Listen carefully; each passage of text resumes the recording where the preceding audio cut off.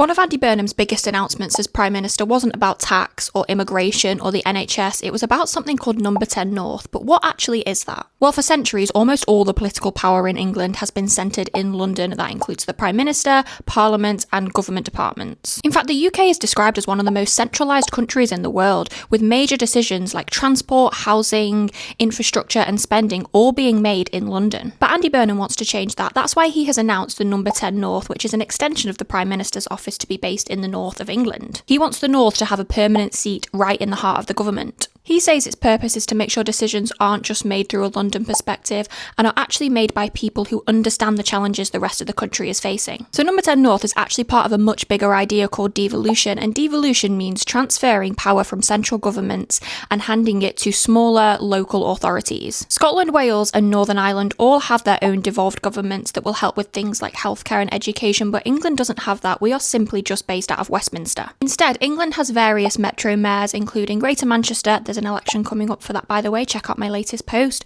the West Midlands and Liverpool, and they all have different levels of power. Burnham argues that having the government solely in London does not help out more local communities with things like education, healthcare, transport, spending and infrastructure. He wants those smaller regions across England to have more control, basically. Burnham often points to Germany as a model. So Germany is a federal country made up of 16 states, and each of those states has their own government that can make decisions. So major public institutions are spread all across the country rather than just out of the capital. So Burnham says that Britain could learn a lot from Germany by redistributing political power and economic opportunity. No 10 North proposal actually does reference Germany's basic law, which proposes that there is equivalent living conditions throughout all of the regions. Supporters say that this could finally help close the north-south divide that England currently has and make sure that decisions are being made with those local communities in mind, rather than waiting for approval from Westminster. Critics are arguing that this could potentially be another very expensive layer of government with duplicate departments that could actually make decisions slow down. Others are questioning that moving things up to the north, is that actually going to help, or is it just going to make things more complicated? Whether it succeeds or not, No 10 North could be one of the biggest constitutional changes that England has seen for a long time.